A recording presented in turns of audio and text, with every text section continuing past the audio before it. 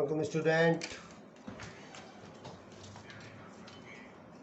Physics का lecture लेकर मैं आपके सामने हाजिर हूँ। लास्ट वीडियो के अंदर मैंने आपको इनॉमिकल्स करा दिए थे एक्सेलरेशन से मुताल्लिक़। अब मैं अगला पॉइंट आपकी तरफ आ रहा हूँ, स्केलर एंड वेक्टर्स। मैंने आपको लास्ट वीडियो में भी कहा था कि स्केलर एंड वेक्टर्स को मैंने डिटेल में, मेरा लेक्चर नंबर 2 है, उसके अंदर बयान कर दिया है। तो आप जो है उसको भी ज़रा स्टडी कर लिए, देख लीजिएगा, वॉच कर लीजिएगा, इंशाल्लाह काफ़ी मालूमात हो जाएंगी। ठीक है। अब ये स्केलर और वेक्टर मकदारें क्या होती हैं, अब चूँकि हमारे पास तो इस वक्त नए बच्चे शामिल हो चुके हैं हमारे साथ, तो इसलिए मैं इसमें भी आपको थोड़ी सी डेफिनेशन बताता हूँ, फिर मैं आगे अगला काम शुरू करा दूँगा। ठीक है। तो मैं स्केलर और वेक्टर के मुताबिक मुख्तसर तौर पर बता दूँ पहले आपको, फिर आप जो है ना उस वीडियो को ज़रूर देख लीजिएगा। ठीक है। लेक्चर नंबर 2 याद रखिएगा,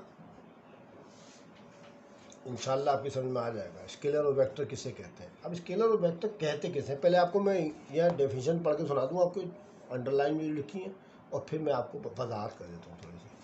देखें जी, the physical quantities that have magnitude and a suitable unit are called scalar quantities. ये तो हो गया स्केलर क्वांटिटीज़ की डेफिनेशन। और जबकि the physical quantities which are completely specified by magnitude with suitable unit and particular direction are called as vector quantities. ठीक है। तो ये है आपकी इंग्लिश में डेफिनेशन। अब मैं आपको थोड़ी सी की वजाहत कर देता हूँ, फिर आप ये थोड़ा सा याद कर लीजिएगा इंशाल्लाह। तो शुरू करते हैं। Scalar and vector quantities. Scalar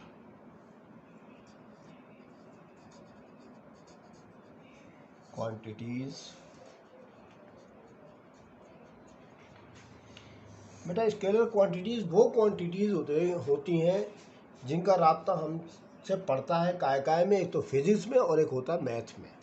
ठीक है। दो हमारे यहाँ साइंस के मज़ामीन ऐसे हैं, दो मज़ामीन साइंस में हमारे को ऐसे मिलेंगे जिसमें हमको इससे रब्ता करना पड़ेगा, हमें साबका पड़ेगा इन चीज़ों से। ओके। तो स्केलर क्वांटिटीज़ जो होती हैं दरअसल वो तबई मकदार या फिज़िकल क्वांटिटीज़ होती हैं जिनकी एक्सप्लेनेशन करने के लिए हमें सिर्फ दो चीज़ों की ज़रूरत पड़ती है। हमें दो चीज़ों की ज़रूरत पड़ती है। कौन कौन सी चीज़ें बच्चों? नंबर 1 मैग्नीट्यूड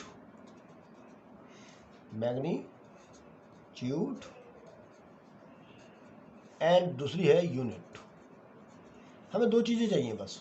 ये दो चीज़ें हमें मिल जाएंगी तो हमें पता समझ में आ जाएगी पूरी की पूरी बात। कोई भी हमसे कोई बातचीत करेगा, हमें ये दो चीज़ें पता हो जाएंगी तो हमें पता चल जाएगा भाई उसकी बात का मतलब क्या है। हम जो है उसकी बात समझ सकते हैं, अंडरस्टैंड कर सकते हैं। ठीक है। एक तो हो गया मैग्नीट्यूड और एक हो गया यूनिट। ठीक है। तो चुनाचे स्केलर क्वांटिटीज़ वो क्वांटिटीज़ होती हैं जिनकी एक्सप्लेनेशन करने के लिए हमें दो चीज़ों की ज़रूरत पड़ती है। नंबर 1 मैग्नीट्यूड यानी अददी कीमत, और सेकंड यूनिट यानी दूसरी चीज़ हो गई यूनिट। यूनिट माने इकाई होता है उर्दू के अंदर। तो हमें दो चीज़ों की ज़रूरत पड़ती है किसी भी स्केलर क्वांटिटीज़ के अंदर। तो चुनाचे स्केलर क्वांटिटीज़ वो क्वांटिटीज़ होती हैं जिनकी वजाहत करने के लिए हमें दो चीज़ों की ज़रूरत पड़ती है। नंबर 1 मैग्नीट्यूड यानी अददी कीमत, और दूसरी यूनिट इकाई। इन तबई मकदारों को, इन फिजिकल क्वांटिटीज़ को स्केलर क्वांटिटीज़ कहा जाता है। ओके। अब इसकी एग्जांपल देखें। मसलन फॉर एग्जांपल स्पीड हो गई। ठीक है। मास हो गई। टाइम हो गया। डिस्टेंस हो गया। डिस्टेंस में पीछे आपको पढ़ा भी चुका हूँ। ठीक है। डिस्टेंस हो गया, और टेम्परेचर हो गया। टेम्परेचर और वॉल्यूम हो गया। ठीक है। ये कुछ मिसालें मैंने आपके सामने लिख दी हैं। स्पीड रफ्तार को कहते हैं, मैंने पीछे पढ़ा दिया आपको। एक वक्त 1 सेकंड में तय करता फासला स्पीड कहलाता है, मैंने आपको बता दिया पीछे। देखिए उसमें कोई डायरेक्शन को तो जिक्र नहीं आया ना कोई भी। ठीक है। अभी जो मैं आपको आगे पढ़ाऊंगा उसमें डायरेक्शन का हिसाब किताब आएगा। ठीक है। तो सुना चाहिए स्पीड की डेफिनेशन में तो कोई डायरेक्शन का हिसाब किताब नहीं आया भाई। ठीक है। अब मास किसे कहते हैं? किसी भी जिस्म में जो हमारी मादे की मकदार होती है यानी मैटर की क्वांटिटी होती है उसको मास कहते हैं। उसको एम से जाया करते हैं, भी आगे आएगा सब कुछ, ठीक है, उसको मास कहते हैं। वही सिंध का जिक्र नहीं आया। टाइम, अगर हम किसी बच्चे से टाइम पूछें, किसी आदमी से टाइम पूछें तो उनको टाइम जो बताएगा, फ़र्ज़ किया उस वक्त बजे हैं 10:15, 10:15 होते हैं, ठीक है ना, 10:15 है। तो टाइम में भी कोई डायरेक्शन का तो जिक्र नहीं आ रहा ना। डिस्टेंस भी मैंने आपको बता चुका हूँ, डिस्प्लेसमेंट और डिस्टेंस दोनों चीज़ें करा दी ना। डिस्टेंस वो होता है जो एक सिंध में ना हो, और डिस्प्लेसमेंट वो फासला कहलाता है या कवरिंग प्लेस कहलाती है जो एक खास सिंध में होती है, वो तो आप जानते हैं ना। तो हमें तो स्केलर क्वान्टिटीज़ है, उसकी वजाहत सुने जरा मैंने। मिसाल के तौर पर जैसे मैं गोश्त लेने के लिए दुकान पे जाता हूँ, मैं उससे बोलता हूँ भाई 5 किलो गोश्त दे दें। कितना गोश्त दे दें? 5 किलो, 5 kg गोश्त दे दें। वो मेरी बात समझ जाता, वो मुझे 5 किलो गोश्त दे देता, मैं पैसे दे के चला आता हूँ। अब देखें यहाँ क्या चीज़ है, ये 5 क्या चीज़ है? अदद, मैग्नीट्यूड है। मैग्नीट्यूड कहते हैं अददों को, 1 2 3 4 5 6 7 8 9, 9 तक गिनती होती है, ठीक है। ये तो हो गया हमारा मैग्नीट्यूड। और केजी जो है मास की इकाई होती है, ठीक है भाई। केजी में नापा जा, केजी में तोला जाता है, नापा जाता है ना। तो ये तो हो गया हमारे मैग्नीट्यूड, और ये आ गई इसकी यूनिट। दो चीज़ों समझ में आ गई। अच्छा जी, मैंने किसी से टाइम पूछा तो उसने बताया भाई 12:30 हुए हैं या 20 मिनट, कुछ भी है, 12:30 हुए। तो देखिए 12 और 30, ये तो हो गए मैग्नीट्यूड, वो नहीं हो गई मैग्नीट्यूड आ गई ना। अददी कीमत अदद है ना दोनों, 12 और 30। तो और 12:30 बोला उसने, 12:30। तो बजे तो घंटों को कहते हैं, आवर्स को, और मिनट भी मिनट को कहते हैं। तो 2 घंटे, मिनट, सेकंड, तो वो टाइम की इकाई है ना भाई। तो चुनाचे टाइम जो हो गया हमारी इसके दारों मैंने सामने भी लिख दिया आपके। ये आ गई मास आपकी। मास भी एक स्केलर क्वांटिटी है, ठीक है। इसे डिस्टेंस है, इसी तरह डिस्टेंस है। अगर मिसाल के तौर पर मैं कहीं से वापस आऊँ, हैं, तो मैं कहीं से वापस आऊँ, कोई मुझसे पूछे घर वाला कि भाई आप कहाँ गए थे, तो मैंने बोला भाई मैं सदर गया था, ठीक है। तो मुझसे पूछते हैं आप ये बताना पसंद करेंगे कि सदर यहाँ से कितने किलोमीटर के फासले पर है। मैंने अंदाज़ा लगभग स्पीडोमीटर जो मेरे पास गाड़ी में था उसकी मदद से लगा चुका था पहले ही। मैंने बोला यहाँ से तकरीबन 20 किलोमीटर दूर है। क्या किलोमीटर? 20 किलोमीटर दूर है। अब 20 किलोमीटर दूर है सदर, यहाँ से डिस्टेंस है, फासला है वो, यहाँ से मेरे घर से लेके वहाँ तक का 20 किलोमीटर आया समझ। 20 तो आ गया मैग्नीट्यूड, और किलोमीटर आ गया आपका यूनिट। काय की? लेंथ की। लेंथ माने लंबाई होती है ना बच्चों, ये डिस्टेंस कहलाते हैं, ये डिस्टेंस लिख दें, ठीक है ना। तो चुनाचे अब आप समझ में आ गया। तो स्केलर क्वांटिटीज़ वो क्वांटिटीज़ होती हैं जिनकी एक्सप्लेनेशन करने के लिए हमें दो चीज़ों की ज़रूरत पड़ती है। देखिए मैं बता रहा हूँ, ये दोनों चीज़ों की ज़रूरत पड़ती है। एक तो उसकी मैग्नीट्यूड, दूसरी इसकी यूनिट। मैग्नीट्यूड और यूनिट, मैग्नीट्यूड यूनिट, तीनों मसालों में मैंने आपको बता दिया। इसको कहते हैं स्केलर क्वांटिटीज़, ठीक है। अब तफसीली तौर पर आप उस वीडियो को देख लीजिएगा। अब वेक्टर क्वांटिटीज़ की तरफ आते हैं भैया। वेक्टर क्वांटिटीज़, वेक्टर क्वांटिटीज़,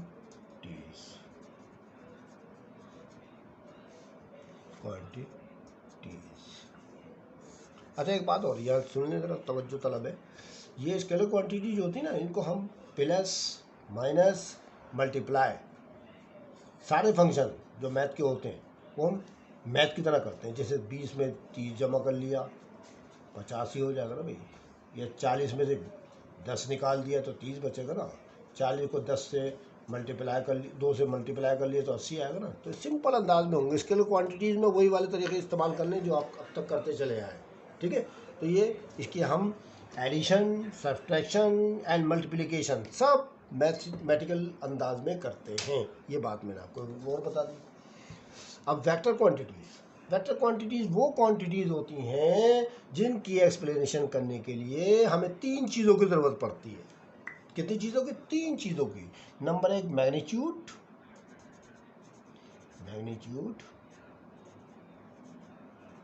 ठीक है, और दूसरी कहलाती है यूनिट, और तीसरी कहलाती है डायरेक्शन।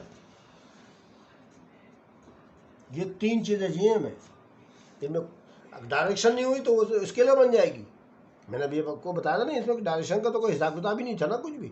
मैंने ये तो नहीं बोला था गोश्त लेने वाले से गोश्त जिससे गोश्त लेने गया था कि 5 किलोग्राम गोश्त मशरक़ की सिंध में दे दें।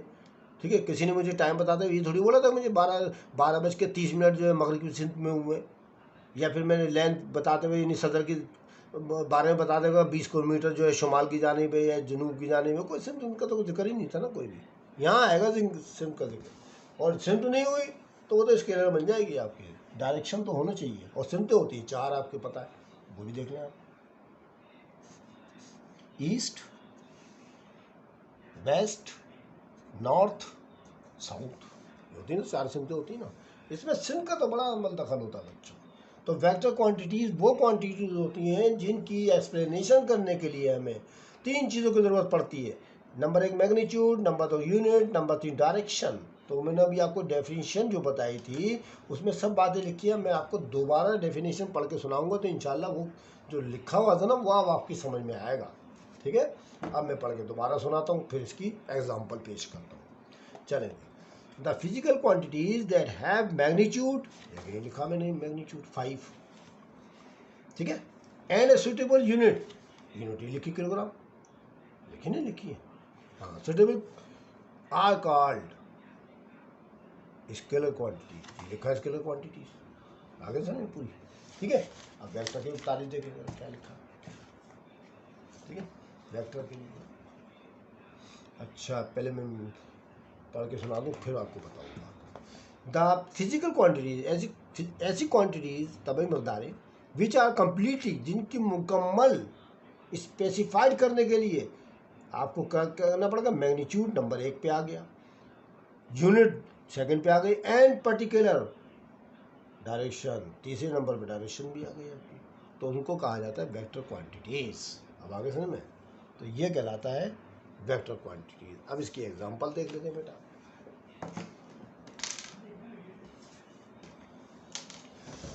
एग्जांपल में की नंबर वेलोसिटी, इसके एग्जांपल में मैं वेलोसिटी लिख रहा हूँ, एक्सेलरेशन, ये सब चीज़ें हम लोग पढ़ चुके हैं पीछे, ठीक है। कुछ चीज़ें बेपढ़ी भी, मतलब जो अभी नहीं पढ़ाई वो भी आ जाएंगी अभी इसके अंदर। वेलोसिटी आ गई आपकी, ठीक है, एक्सेलरेशन आ गया, अभी मोमेंटम बाद में पढ़ा जाएगा, वो भी होता है। मोमेंटम आ गया, टॉर्क आ गया, अभी बाद में पढ़ेंगे, वो भी आने वाला है अभी। उसके बाद आ जाएगा फोर्स, वो अगले चैप्टर में आने वाली है आपकी, ठीक है ना। वेट, वज़न, वो भी अभी आगे पढ़ना है हमने। तो ये कहलाती हैं सारी की सारी एग्जाम्पल ऑफ वेक्टर। आगे सुनिए भाई, ये कहलाता है भाई स्केलर एंड वेक्टर। आप तफसीली तौर पर वहाँ पर मिसालें मेरी वहाँ पर वीडियो में ज़रूर देख लिया, मैं आपको बार बार ताकीद कर रहा हूँ। अच्छा जी, अब अगला पॉइंट हमारे पास आने वाला है, ठीक है। अगला नंबर पॉइंट हमारे पास ये आ रहा है कि इसको रिप्रेजेंट कैसे करेंगे, एक वेक्टर को रिप्रेजेंटेशन ऑफ द वेक्टर करना है हमें, ठीक है। तो बेटा वेक्टर जो है मैंने अभी आपको बताया था ना, स्केलर के बारे में तो बता दिया था है ना, कि इसको तो आम तरीके से जमा घटा तरफ तकसीम कर सकते हैं।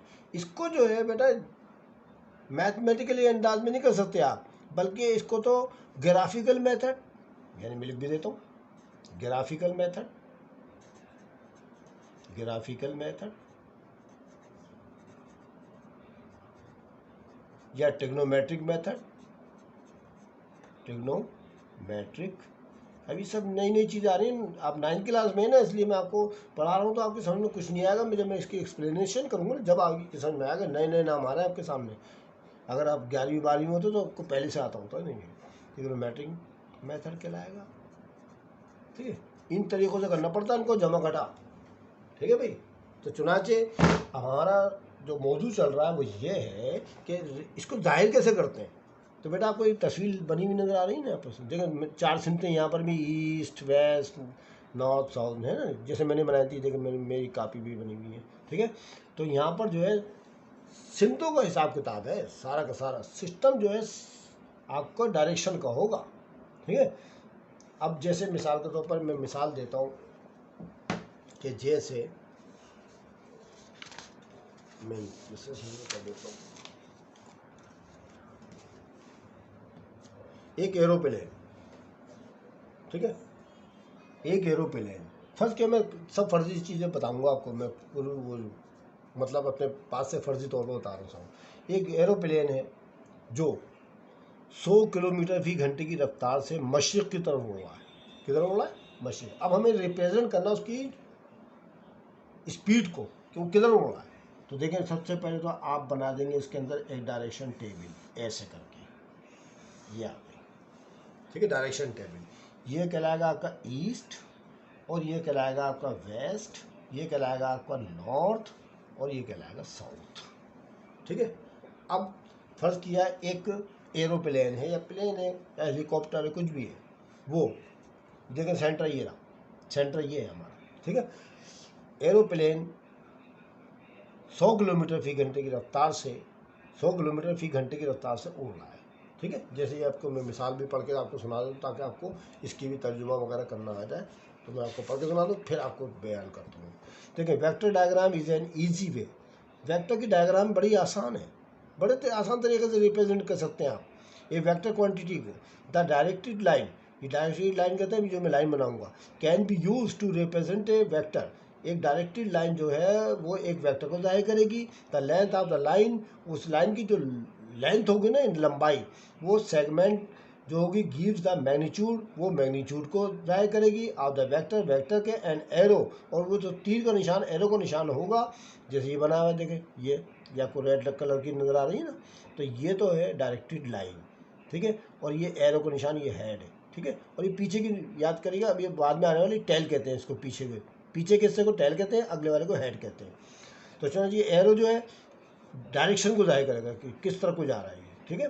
फॉर एग्जाम्पल, मिसाल के तौर पर आपको फिगर दे रखी है, रिप्रेजेंट कर रही है वेलोसिटी ऑफ ए कार, एक कार की वेलोसिटी को ट्रेवलिंग एट 50 मीटर पर सेकंड, जो 50 मीटर फी सेकंड की रफ्तार से direction of the 30 north of east, north से ईस्ट की तरफ चल रही है, ठीक है। 30 डिग्री का जाविया है नॉर्थ और ईस्ट के दरमियान, ठीक है। नॉर्थ और ईस्ट के दरमियान जो 30 डिग्री का जाविया पर वो सफ़र कर रही है, ठीक है। समझ में आ गई। तो इसको हमें रिप्रेजेंट करके दिखाना कि बनाते कैसे हैं इसको। अभी मिसाल के अंदर जैसे मैं मिसाल ही कराया तो 50 मीटर पर सेकंड है ना, तो बेटा 50 मीटर पर सेकंड जो है इसकी रफ्तार, अब 50 मीटर तो मैं इसके ऊपर बना नहीं सकता इतने सफ़े के ऊपर। तो इसके लिए सबसे पहले एक स्केल मुंतखब करते हैं। क्या करते हैं? स्केल मुंतखब करते हैं। तो यहाँ कोने पे बना देते हैं पहले एक स्केल का लफ्ज़। स्केल सवाल के अंदर हमको दे रखा 50 मीटर पर सेकंड। अब 50 मीटर तो हम इसी में बना नहीं सकते, 1 मीटर तकरीबन 1 गज के बराबर होता है, आपने देखा हुआ कपड़ा नापते वक्त, ठीक है। अब एक स्केल मुंतखब करेंगे, इसको हम सेंटीमीटर में जाहिर करेंगे। जैसे ये कितना है? 50 है ना, तो हम लेट कर लेते हैं। फ़र्ज़ किया कि 10 सेंटीमीटर नहीं 10 मीटर बराबर है 1 सेंटीमीटर। 10 मीटर को हम 50 मीटर है ना, ये 10 मीटर को हम 1 सेंटीमीटर के बराबर लेते हैं। तो बेटा 50 है तो 50 मीटर किसके बराबर हो जाएगा? 5 सेंटीमीटर के बराबर हो जाएगा। भाई 10 पंजे 50 हो गए ना, 5 सेंटीमीटर। तो इसका मतलब ये हुआ कि हमें 5 सेंटीमीटर का डायरेक्ट लाइन बनानी। डायरेक्टेड लाइन जो होगी हमारी वो क्या होगी? 5 सेंटीमीटर की बनानी है। अब हमें 50 मीटर की नहीं बनानी है, ठीक है। तो चुनाचे अब ज़ाहिर है ईस्ट ये रहा और नॉर्थ ये रहा आपके पास, तो इस पर 30 डिग्री का जाविया आप बना लें। ये अंदाज़ा बना दिया मैंने आपको 30 डिग्री का जाविया, और इसको मैं बोल्ड कर रहा हूँ इसको, ठीक है, ताकि आपको समझ में आए। ये देखिए मैंने बोल्ड कर दिया इसको, ये ठीक है। और इसके आगे लगा दिया एरो का निशान, लगा दिया नहीं लगा दिया, ठीक है ना। तो ये फासला कितना है हमारा? 5 सेंटीमीटर है ना, 5 सेंटीमीटर। 5 सेंटीमीटर 50 मीटर के बराबर हमने ले रखा है पहले। तो चुनांचे 5 सेंटीमीटर की जो लाइन होगी ये दरअसल मैग्नीट्यूड को जाहिर करेगी किसी भी बॉडी के स्पीड को। जैसे 50 मीटर फी सेकंड थी ना, हमने 5 सेंटीमीटर के बराबर ले लिया उसको, ठीक है। और एरो का निशान जाहिर कर रहा है कि ईस्ट टू नॉर्थ की तरफ 30 डिग्री के जाविये से जा रहा है, ठीक है।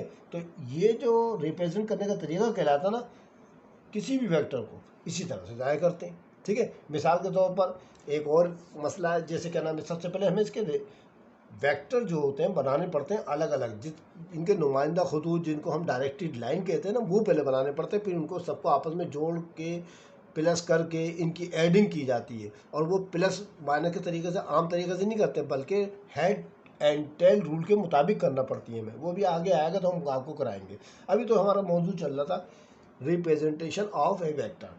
तो एक वेक्टर को एक डायरेक्टेड लाइन से जाहिर करते हैं। डायरेक्टेड लाइन की जो लेंथ होगी वो मैग्नीट्यूड कहलाएगी, मैग्नीट्यूड को जाहिर करेगी हमारी। और ये एरो का निशान जो होगा बेटा, ये क्या कहलाएगा, ये डायरेक्शन को जाहिर करेगा। तो ये कहलाती है रिप्रेजेंटेशन ऑफ ए वेक्टर। एक वेक्टर को इस तरह जाहिर किया जाता है। जब हम आपको इसकी हेडिंग, एडिशन एंड सब्ट्रैक्शन कराएंगे ना, फिर आपको मज़ीद आगे कराएंगे।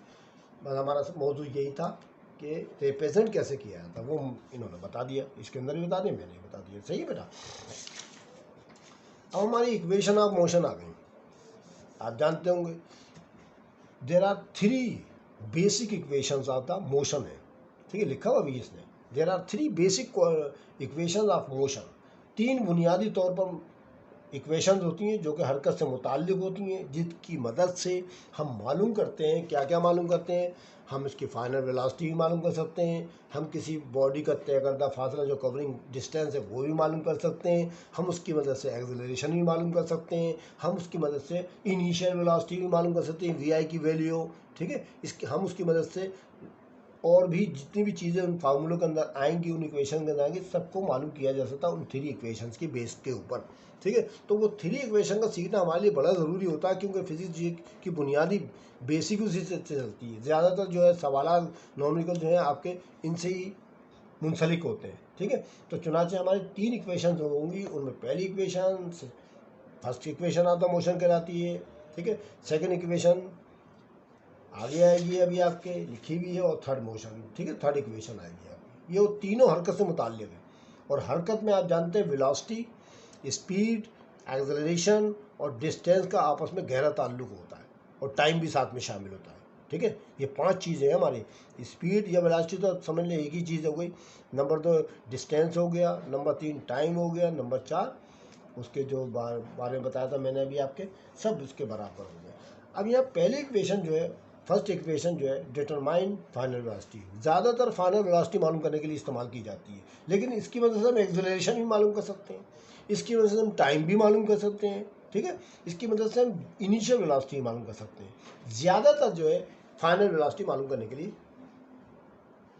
ठीक है, इसको इस्तेमाल किया जाता है। तो मैं फर्स्ट इक्वेशन आपको आसान तरीके से करके सॉल्व करके दिखा रहा हूँ। इम्तहानों में आते हैं फर्स्ट सेकंड थर्ड इक्वेशन, तो मैं आपको करके दिखाता हूँ कैसे करते हैं। चलो, ये हो जाएगी, छोटी सी है बच्चों, ये बहुत आसान है। ठीक है, बहुत आसान है बिल्कुल। देखिए, ड्राइव करना है आपने, ड्राइव माने अखज़ करना है। ड्राइव फर्स्ट इक्वेशन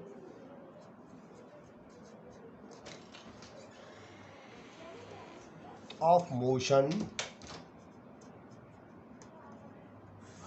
वो क्या होती है, Vf is equal to Vi plus AT, ये होती है ना।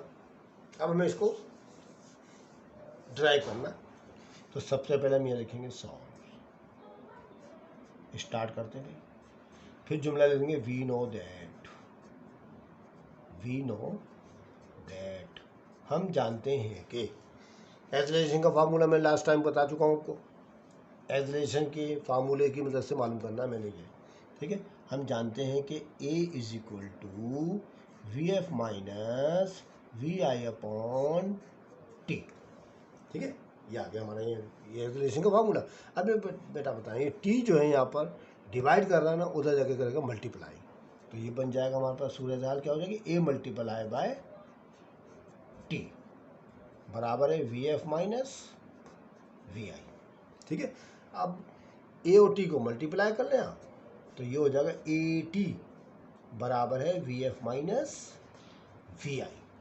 ठीक है, अब हमें देखें इक्वेशन के अंदर Vf जो है बाएं जानिब है, जबकि इसमें राइट हैंड पे आ रही है, तो अब ये पूरी रकम उठा के, ये वाली ना उठा के इधर ले आएंगे।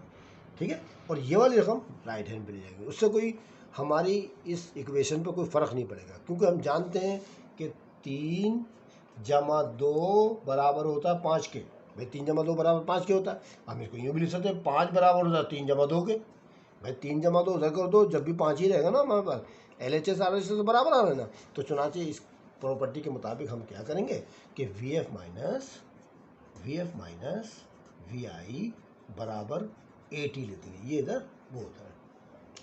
आगे देखें, अब वी एफ तो अपनी जगह रहेगा, कहाँ रहेगा, अपनी जगह रहेगा, बराबर का निशान डाल के माइनस का वी आई है ना, उधर जाके क्या का हो जाएगा, वी आई प्लस का हो जाएगा, और प्लस ए टी, यहाँ कोई अलामत नहीं होती, प्लस का निशान होता है, अलजबरा पढ़ा हुआ आपने, ठीक है। लो जी, हमारे पास प्रूव हो गई वी एफ बराबर वी आई जमा ए टी आ गई, ठीक है। यहाँ लिख देंगे प्रूफ, साबित कर दिया हमने जो दिया गया था, ठीक है। ये आ गई हमारी इक्वेशन नंबर 1।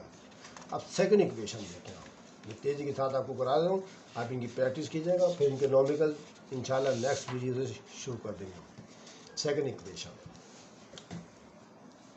अच्छा सेकंड इक्वेशन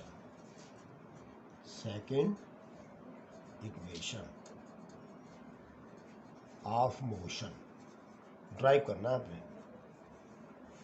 वो क्या होती है, वो होती है बेटे S is equal to V I T plus half, एक बटा दो को हाफ कहते हैं, ए टी स्क्वायर, ये होती है जी। एस बराबर है V I T plus half A T square, ये साबित करना है। ये कैसे है, ये मालूम करना आई कैसे है, ठीक है। तो solve, S O L V E solve. We know that हम जानते हैं कि इसमें हम हेल्प लेंगे डिस्टेंस फार्मूले की, जो हमने आपको लास्ट वीडियो में करा चुके हैं। डिस्टेंस फार्मूला आपको आता है, ठीक है, हम वो तमाम चीज़ें ले रहे हैं जो आपको आती है। वी नो दैट हम जानते हैं कि S is equal to V multiply by T. अच्छा, अब एक मसला है, हमने आपको S is equal to average वो वी तरफ टी कराया था ना, अब ये वी के ऊपर ना आप डाल देंगे बार, इसको कहते हैं एवरेज वेलोसिटी। क्या कहते हैं इसको, एवरेज वेलोसिटी। फार्मूला हमारा क्या बन जाएगा, S is equal to average velocity multiply by T, इसको एवरेज वेलोसिटी। ओनली वी नहीं लिखिएगा, वी के ऊपर बार डाल दीजिएगा, क्योंकि अभी हमने अगले स्टेप में एवरेज वेलोसिटी का फार्मूला लिखना है, ठीक है। तो S is equal to average velocity by T. Average velocity का कोई मसला नहीं है, मैं आपको करा चुका हूँ, शायद अगर नहीं कराया तो मैं आपको एक मतलब बता देता हूँ। जैसे दो तरह की वेलोसिटियाँ हैं, जैसे एक 5 मीटर पर सेकेंड है, 5 मीटर पर सेकेंड एक हो गई, दूसरी वाली 10 मीटर पर सेकेंड है, या समझ लें उसको 15 मीटर पर सेकेंड लेते हैं, 15 और 5 कितने हो गए, 20 हो जाएंगे, 20 को 2 से डिवाइड कर देते 10 आ गया, आपका एवरेज आ गया वो, ठीक है। कोई मसला नहीं, वो भी हम आपको बाद में भी करा देंगे नॉमिकल्स के तौर पर। तो आप फिलहाल आप ये याद रखिएगा, यहाँ पर एवरेज वेलोसिटी लिखनी है आपने। तो इसको पढ़ेंगे कैसे, S is equal to average velocity by T, we know that. फिर लिखेंगे, हम जानते हैं कि, अच्छा पहले आप यहाँ पर ना इक्वेशन 1 की निशानदेही कर दिए, इसको इक्वेशन 1 कहेंगे हम, ठीक है। इक्वेशन 1 कहेंगे, दायरा लगा के मैंने 1 लिख दिया ना, इसको इक्वेशन 1 पढ़ा जाता है, ठीक है। वी नो दैट हम जानते हैं कि एवरेज वेलोसिटी बराबर होता है V F plus V I upon 2। देखिए फार्मूला ले दिया मैंने, दोनों वेलोसिटी को जमा कर ले, 2 से डिवाइड कर दें, वो एवरेज वेलोसिटी कहलाता है हमारे पास। तो फार्मूला हमारे पास क्या आ गया, average velocity is equal to V F plus V I upon 2, यहाँ तक आ गया। अब यहाँ जुमला लिख दें, put the value of average velocity in first, ये इसमें डाल दें आप, ठीक है। तो दोबारा उतार लें, S is equal to first equation फिर उतार लें आप, average velocity multiply by T, ठीक है।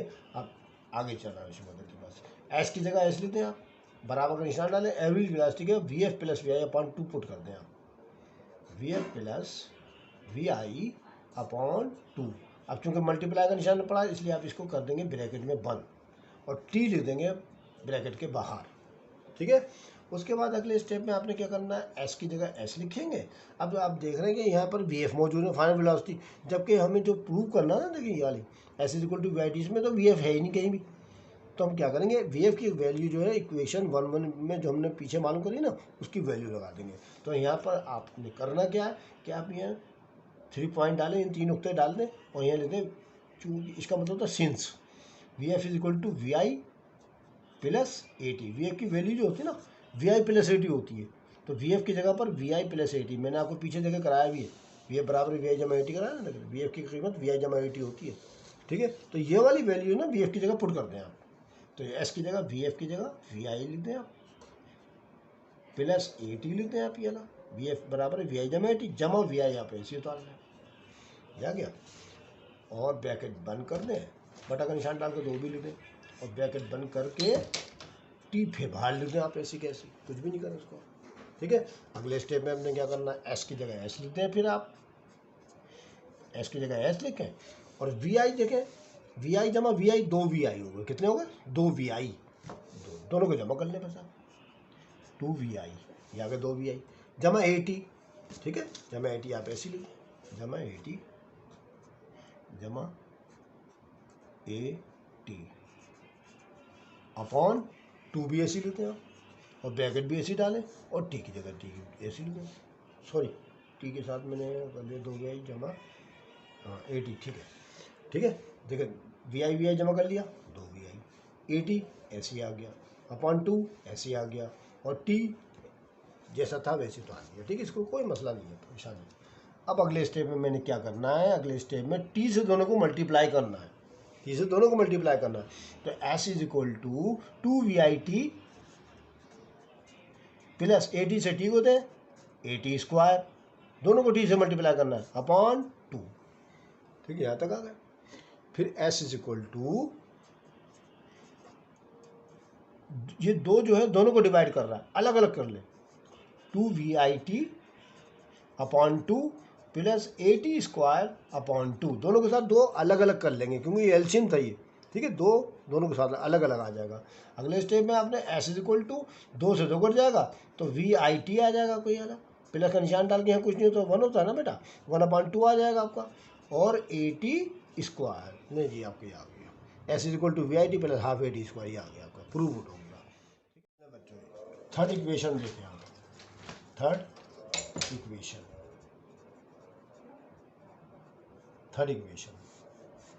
ठीक है। थर्ड इक्वेशन के लिए हम ये पहले इक्वेशन लिखने में 2as बराबर है V F square minus V I square लेके आना मैंने, ये है थर्ड इक्वेशन। इसकी वजह से हम फासला ही मालूम कर सकते हैं, रिलेशन ही मालूम कर सकते हैं, वी एफ बी और वी आई सब मालूम कर सकते हैं, तीन इक्वेशनों के जरिए सब चीज़ें मालूम की जा सकती हैं, ठीक है, नॉमेरिकल्स में। अच्छा जी, सॉल्व लिखें, we know that,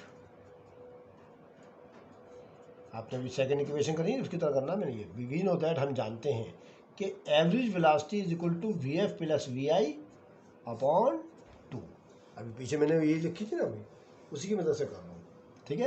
average velocity की कीमत ये आ गई। अच्छा जी, वी नो दैट हम जानते हैं कि S is equal to average velocity by T, हम ये भी जानते हैं कि S is equal to average velocity by T, इसका नाम मैं इक्वेशन नंबर 1 लिख देता हूँ, ठीक है ना।